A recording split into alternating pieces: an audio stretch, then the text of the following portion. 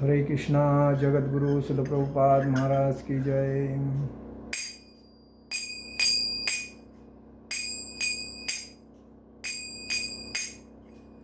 जय राधा माधव कुंज विहारी। जय राधा माधव कुंज विहारी।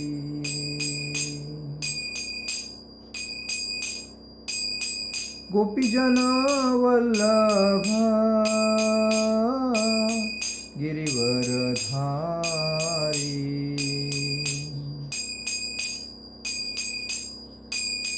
गोपीजन वल्लभ गिरिवरधारी। यशोदानंदन ब्रज जनरंजन। यशोदानंदन ब्रज जनरंजन। यमुना तीरावनचारी। यमुना तीरावनचारी। जय राधा माधव कुंज Vihari.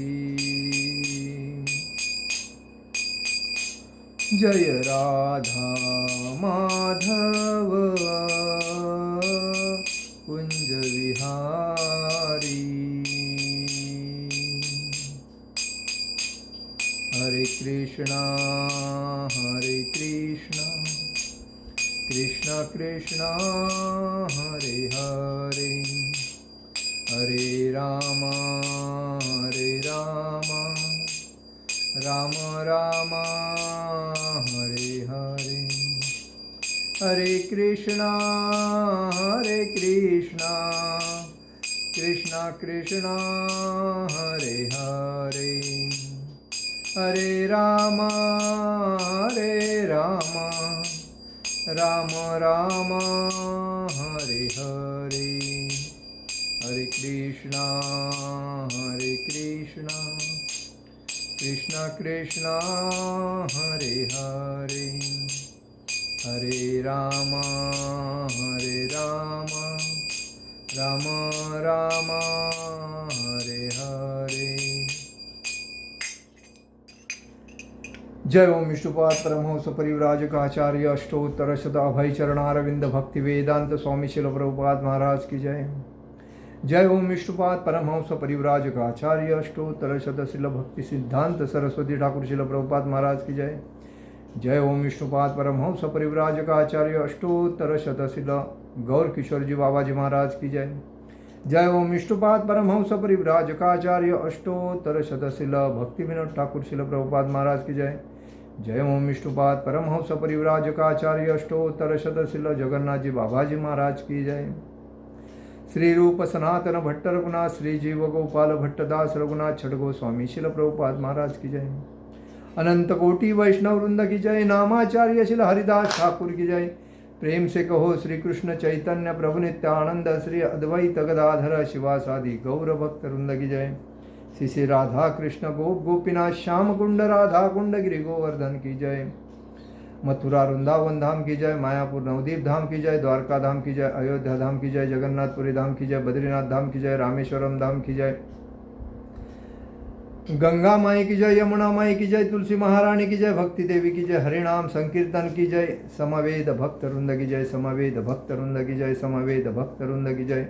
All glories to Asamba devotee, all glories to Asamba devotee, all glories to Asamba devotee. Shri Shri गुरु गौरांग की जय। निताई गौर प्रेमानंदे हरि हरि बोल। ओम नमो भगवते वासुदेवाय। ओम नमो भगवते वासुदेवाय। ओम नमो भगवते वासुदेवाय। आज हम लोग चर्चा करेंगे 34वें श्लोक पे। तीसरे अध्याय में 34वें श्लोक में चर्चा करेंगे। आप सभी का हार्दिक स्वागत। इंद्रियस्तेन्द्रियस्तार्थे रागद्वेषो व्यवस्थितौ तयोर्न वशमागेच्छैतो हस्तपरिपन्थिनौ। इंद्रियस्तेन्द्रियस्तार्थे रागद्वेषौ व्यवस्थितौ तयोर्न वशमागच्छेच्छुन्तौ हस्तपरिपन्थिनौ। इंद्रियस्तेन्द्रियस्तार्थे रागद्वेषौ व्यवस्थितौ तयोर्न वशमागच्छेतौ हस्तपरिपन्थिनौ।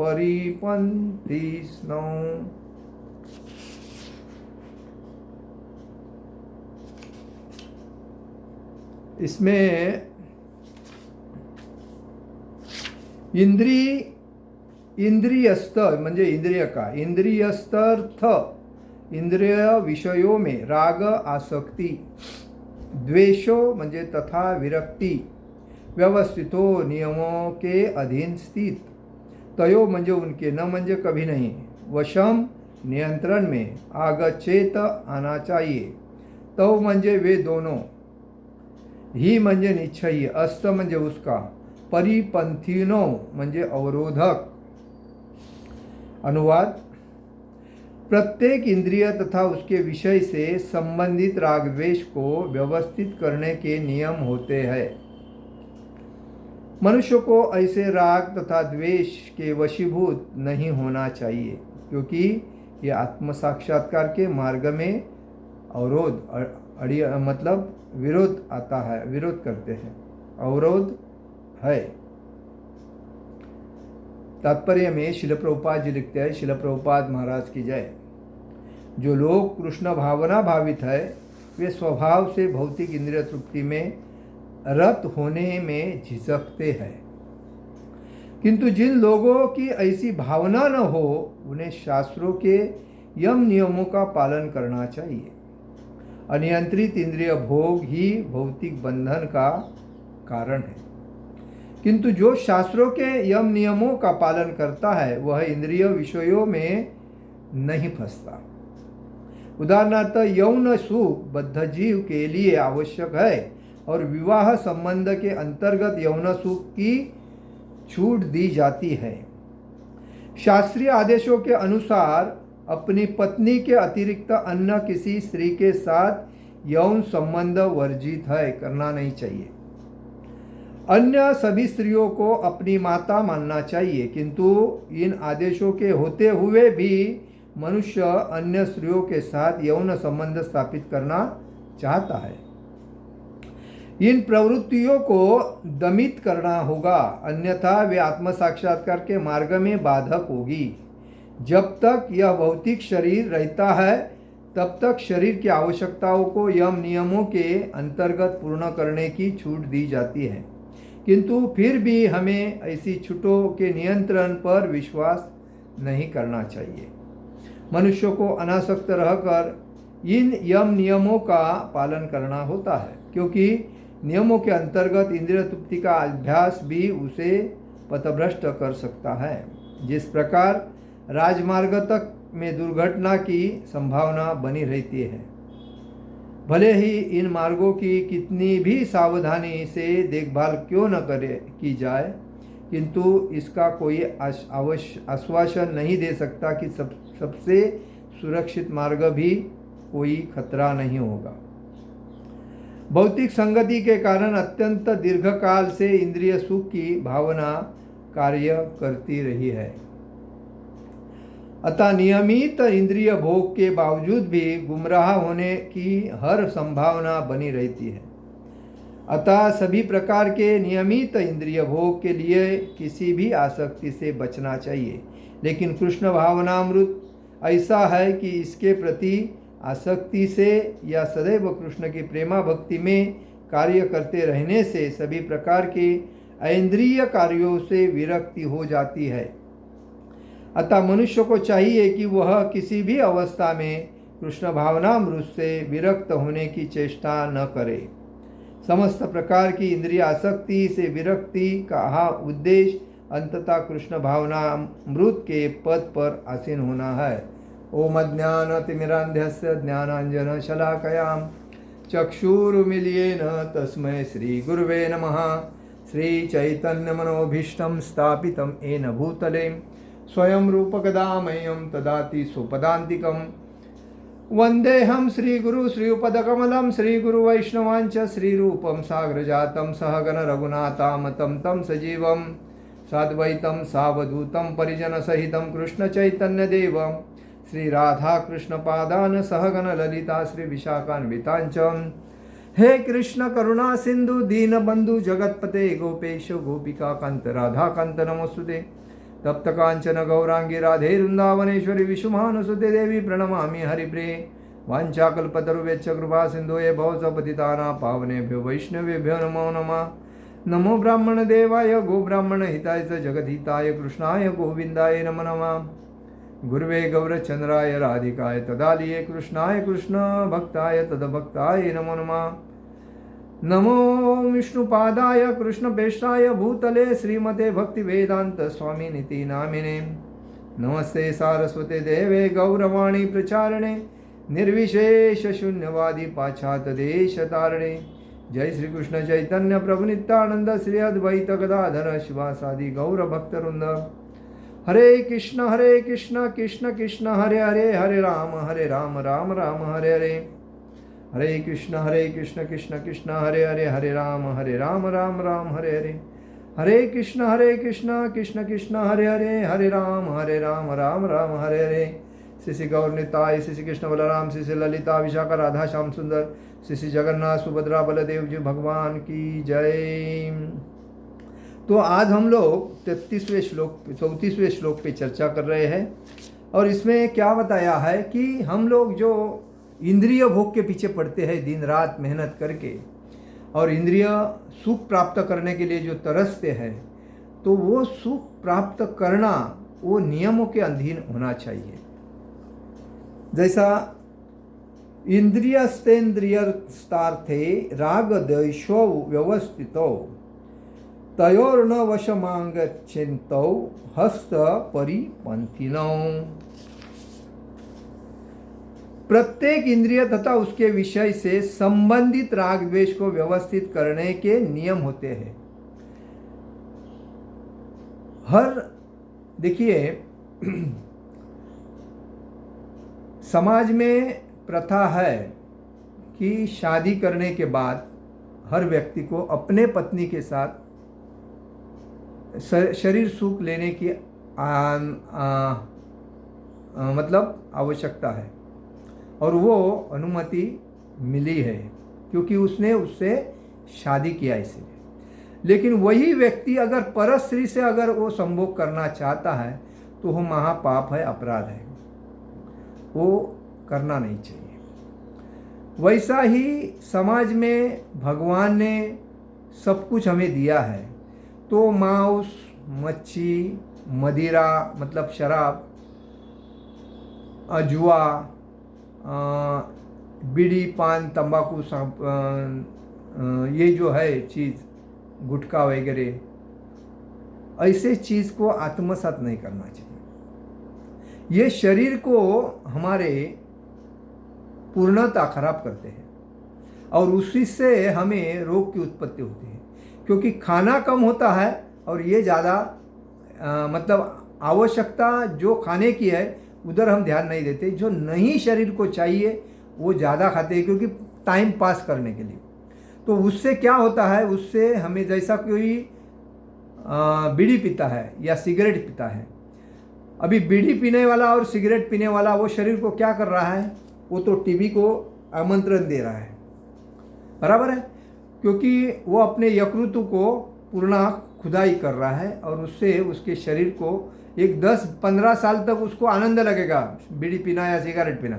उसके 15 साल के बाद उसको जाने होएगी मैंने आज तक इतना मेरा शरीर खराब किया, तो जितना कमाया वो डॉक्टर को देने के लिए जाएगा। दूसरी बात, शराब पीने से लीवर खराब होता है, ये सबको मालूम है, फिर भी लोग शराब की दुकान में लाइन लगा के शराब लेके आते हैं, पीते हैं। उनको लगता है शराब ही मेरे जीवन का ये है उपयुक्त अन्न है।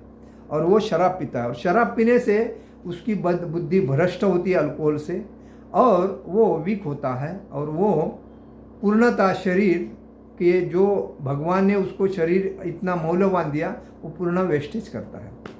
दूसरी बात, परस्त्री संभोग, ये जो करता है जब भी वो आदमी, तो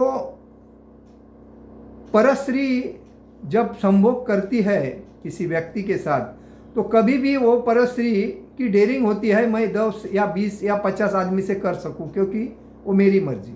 तो वो हिसाब से वो उसका तैयार करते हैं, और लोगों को क्या लगता है ये सुंदर है तो इसके साथ भोग करेंगे ना तो मेरे जीवन का सब सपना साकार होएगा। लेकिन 2 घंटे के बाद उसको ऐसा लगता है अरे यार ये बेकार थी, वो दूसरी एक अच्छा है, वो मिलना चाहिए। तो कभी भी इंद्रिय सुख पाने, कितना भी पाने से मन तृप्त नहीं होएगा, क्योंकि मन ये अतिशय चंचल है, और चंचल होने की वजह से वो कभी भी आदमी को सुखी नहीं बना सकता है। सुखी एक ही व्यक्ति बना सकता है जो हम इन सबको त्याग करके जब भक्ति में आते हैं और भगवान के नाम गुण रूप लीला में तल्लीन होते हैं, तभी उसके जीवन में प्रकाश की शुरुआत होती है। जैसा कि अंधेरी कोठड़ी है और उधर कोई एक छिद्र है, वो छिद्र से वो कोठड़ी को प्रकाशित करता है, वैसा ही जीवन में वो प्रकाश है, भक्तिमय प्रकाश। तो भक्ति करने से उसके जीवन में आहिस्ता आहिस्ता प्रकाश बढ़ता है, और उसके जीवन में सुख शांति ऐश्वर्य और मनोकामना तृप्त प्राप्त होती है। तो इसीलिए कहा जाता है, इधर बताया गया है कि जो लोग कृष्ण भावना भावित है वे स्वभाव से भौतिक इंद्रिय तृप्ति में रत होने से झिझकते हैं, क्योंकि उन्हें एक कंडीशन अप्लाई है और वो अपने नियमों को तोड़ते नहीं, क्योंकि उन्होंने अपने खुद को भगवान के चरण में समर्पित किया है। उनके जीवन का जितना इंद्रिय भोग करना था वो उसके पहले उन्होंने किया। अभी उनको एक ही मालूम है, मुझे भगवान के धाम वापिस जाना है। तो सभी भगवान के जो नियम है उसको पालन करके मुझे एक भक्त तक जीवन जीकर मेरा जीवन सफल करना है, और इसीलिए वो झिझकते हैं। किंतु जिन लोगों की ऐसी भावना न हो, उन्हें शास्त्रों के यम नियमों का पालन करना चाहिए। और किसी व्यक्ति की अगर ऐसी भावना नहीं है कि बाबा हमको नियम से क्या मतलब है, तो उन्होंने हमेशा जो नियम दिए हैं उसको पालन करना चाहिए। अनियंत्रित इंद्रिय भोग की ही भौतिक बंधन का कारण है। मतलब हमें आज देखिए हर जगह पे इंद्रिय भोग की एडवर्टाइज, लोग बोलते हैं इंद्रिय भोग करने से आदमी का शरीर बनता है, अच्छा बनता है, लेकिन ये अयोग्य मार्गदर्शन है, ये मूर्खता का मार्गदर्शन है, जैसा कि लोगों को उस चक्कर में फंसाने का। कभी भी याद रखिए, जो आदमी ज़्यादा भोग करता है परस्त्री से या अपने स्त्री से, तो वो अपने शरीर में पूर्णतः ब्लड लॉस होता है। जब तरुण होता है तो उसको 5-6 साल तक उसको अच्छा लगता है, लेकिन उसके बाद उसका भी शरीर डाउन होने लगता है। तो भोग करना किसके लिए चाहिए? अगर भोग करना है तो शादी करके अपनी पत्नी है तो उसके साथ वो व्यक्ति कितना भी भोग कर सकता है, उसके लिए अनुमति दी है शास्त्र ने। लेकिन वो भोग किसके लिए? पुत्र प्राप्ति के लिए, पुत्री प्राप्ति के लिए कर जाना चाहिए, अन्यथा वो पापी है। जैसा कि कहा जाता है, एक स्त्री अपने पुरुष के साथ जब पुत्र प्राप्ति के लिए संबंध रखती है तो वो योग्य है। अगर वो स्त्री अपने पति के साथ पुत्र प्राप्ति के लिए नहीं, अपने जीवन का आनंद लूटने के लिए अगर करती है, वो भी उसको वेश्या का दर्जा दिया जाता है, क्योंकि वो अयोग्य भोग करती है, भले वो पत्नी है। करना नहीं चाहिए। हाँ, जितने पुत्र प्राप्ति करनी है आराम से भोग करते रहो, कोई नहीं मतलब वो शास्त्र समर्पित है। और दूसरी बात, जितने पुत्र प्राप्ति होती है, जितने पुत्री प्राप्ति होती है, वो उनको छोटे से बड़ा करके भगवान के चरण में समर्पित करना चाहिए, तभी तुम्हारा जीवन समर्पित होगा। अदरवाइज तुम अगर भोग करते रहोगे मेरी पत्नी है मैं कितना भी करूं, तो ये गलत है, क्योंकि वो उसको आप वेश्या का दर्जा समर्पित कर रहे हो। क्यों? पत्नी हुई तो क्या हुआ, लेकिन उसको बच्चे प्राप्त करने के लिए ही उससे आप कर सकते हो, उसके लिए मान्यता है। लेकिन अदरवाइज वो बच्चे नहीं प्राप्त करते, खाली ऐसा शक्ति वेस्टेज कर रहे हो, तो वो पाप है। उसको उस स्त्री को, वो उस पत्नी अगर रहे तो भी उसको वैश्या समझी जाती है। ये मैंने पढ़ा है, इसलिए बोल रहा हूँ। तो इधर स्पष्ट बताया है कि अनियंत्रित इंद्रिय भोग ही भौतिक बंधन का कारण है। उसी के वजह से आदमी अपनी बुद्धि भ्रष्ट करके अपने को खुद को खो देता है। वह इंद्रिय विषयों में नहीं फंसता,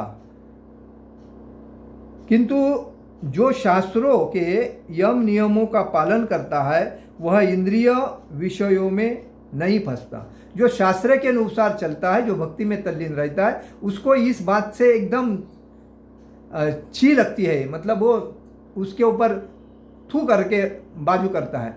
कोई अगर बोलता है कि एक बार प्रभुपाद जी को विदेश में जब भक्ति करने के गए थे, तभी उनको बोला था, तो ये जब बात आई थी तो प्रभुपाद ने बोला था पत्नी के साथ भोग कर सकते हो, लेकिन पुत्र प्राप्ति के लिए, अन्यथा नहीं करना चाहिए।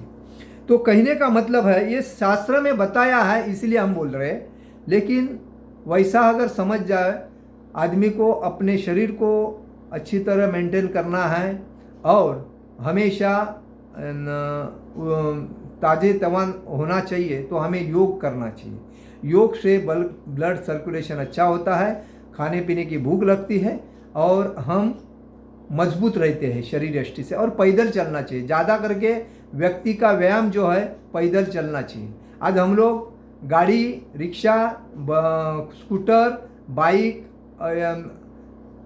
वो चीज़ों का जो उपयोग करते हैं, तो हम हमारे शरीर को विकलांग करते हैं। तो इसीलिए हमें पैदल चलने की आदत, कम से कम दिन में 1 घंटा 2 घंटा तो पैदल चलना ही चाहिए। यह हमारा मुख्य जन्म सिद्ध हक है, लेकिन हम हमारे शरीर को विकलांग करते हैं, तो वो गलत है।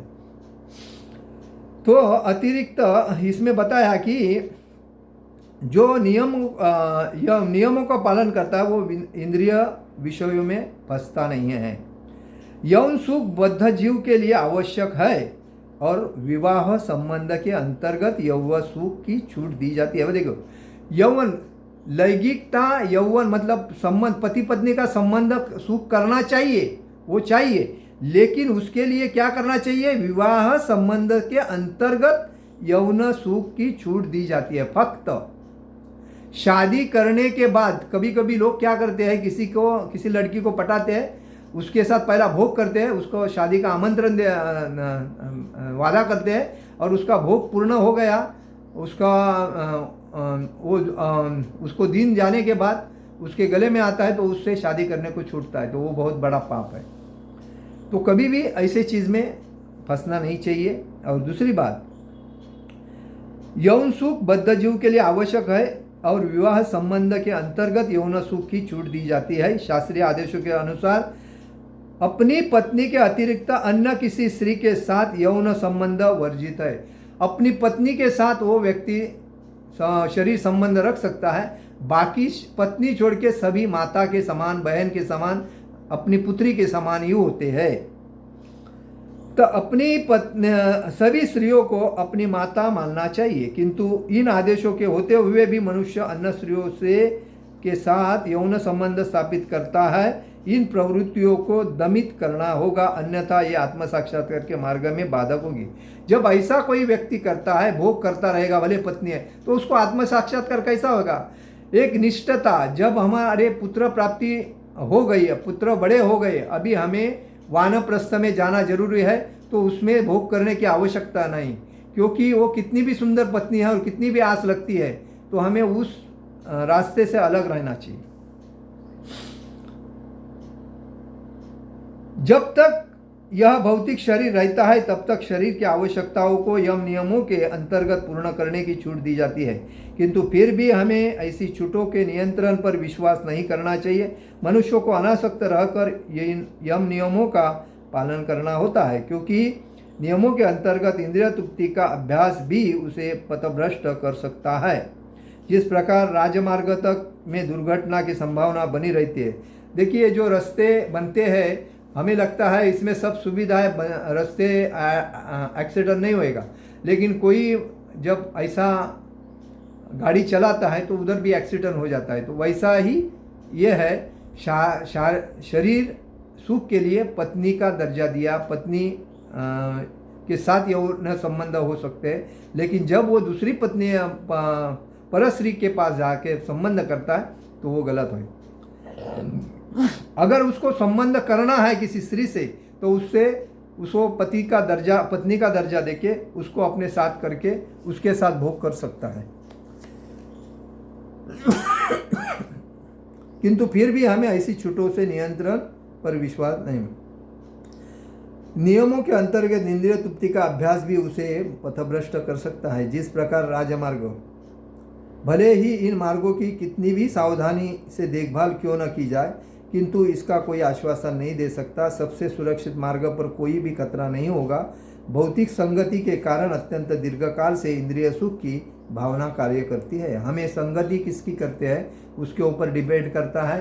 हम कौन से विषय पे हम चर्चा करते हैं उसके ऊपर डिपेंड करता है। आज देखो, सरकारी अधिकारी वगैरह जो भी है वो इंद्रिय तृप्ति के लिए सब कुछ करते हैं, डिमांड वगैरह करते हैं, पैसे वगैरह लेते हैं, तो ये अलग अयोग्य है। और उससे राजकारणी अपने मतलब हर जगह पे पॉलिटिक्स जिधर जाता है उधर ये विषय आते हैं, और उस वजह से भले वो मंदिर रहे, दूसरी बात गृह सोसाइटी रहे, दूसरी बात राजकारण रहे, तो हर जगह पे ऐसी चीज़ें आती हैं और वो समाज को खराब करती हैं। तो इसीलिए कहा जाता है कि ये ऐसे चीज़ से हमें संगत किसकी करते हैं उसके ऊपर डिपेंड करता है। जिस व्यक्ति की संगति में ये शब्द आते हैं, भोग करना चाहिए, इंद्रिय तृप्ति करना चाहिए, उससे लंबा रहना जरूरी है। तभी हमें आत्म साक्षात्कार करने के लिए हमें शुद्ध मन की आवश्यकता है और भक्ति में दृढ़ होने की आवश्यकता है। सभी प्रकार के नियम इंद्रिय भोग के लिए किसी भी आसक्ति से बचना चाहिए, लेकिन कृष्ण भावना ऐसा है कि इसके प्रति आसक्ति से या सदैव कृष्ण के प्रेमा भक्ति में कार्य करते रहने से भी सभी प्रकार के इंद्रिय कार्यों से विरक्ति हो जाती है। जब भक्ति में हम तल्लीन रहते हैं तो ये बात करने का सवाल ही नहीं आता, इंद्रिय तृप्ति के विषय देखने की सवाल ही नहीं आता। उसमें खाली भगवान और मैं, उसके बारे में भगवान की लीला गुण रूप ले और नाम जप, इस पे तल्लीन होने से ये इंद्रिय तृप्ति के विषय अपने दिल में आते नहीं, और इसीलिए वो अलग रहता है उससे। मनुष्य को चाहिए कि वह किसी भी अवस्था में कृष्ण भावनामृत से विरक्त होने की चेष्टा न करे। कभी भी मनुष्य ने कृष्ण भावनामृत को आत्मसात करने के बाद उससे दूर नहीं जाना चाहिए। उसको एक बार आत्मसात करने के बाद अपने लाइफ टाइम मतलब पूर्ण शरीर जब तक है तब तक भगवान का नाम रूप गुण लीला में तल्लीन होकर मंत्र जपना चाहिए। हरे कृष्ण कृष्ण कृष्ण हरे हरे, हरे राम राम राम हरे हरे, और भगवान का ही प्रसाद हमें ग्रहण करना चाहिए, बाकी नहीं। तो अतः मनुष्य को चाहिए कि वह किसी भी अवस्था में कृष्ण भावनामृत से विरक्त होने की चेष्टा न करे। समस्त प्रकार की इंद्रिय आसक्ति से विरक्ति का उद्देश्य अंततः भगवान कृष्ण भावनामृत के पद पर आसीम होना है। तो हमें याद रखना चाहिए, कृष्ण भावना म्हणजे भगवान कृष्ण का हम जब चरण पकड़े हैं तो उसको छोड़ना नहीं चाहिए। हमें जब तक कोई हमें कुछ लालच देता है, कोई बुलाता है, कोई आमिष बताता है, उधर नहीं देखना चाहिए। तो जब हम गलत रास्ते में जाते हैं तो हमारी भक्ति हमारे से दूर जाती है। भक्ति के लिए शुद्ध मन, शुद्ध आत्मा और शुद्ध चारित्र होना जरूरी है, और इस वजह से हम भक्ति में तरक्की करेंगे और भगवत धाम जाएंगे। हरे कृष्णा कृष्ण कृष्ण हरे हरे, हरे राम राम राम हरे हरे। जगत गुरु श्रील प्रभुपाद महाराज की जय। परम पूज्य लोकनाथ स्वामी महाराज की जय। निताय गौर प्रेमानंदे। हरि हरि बोल।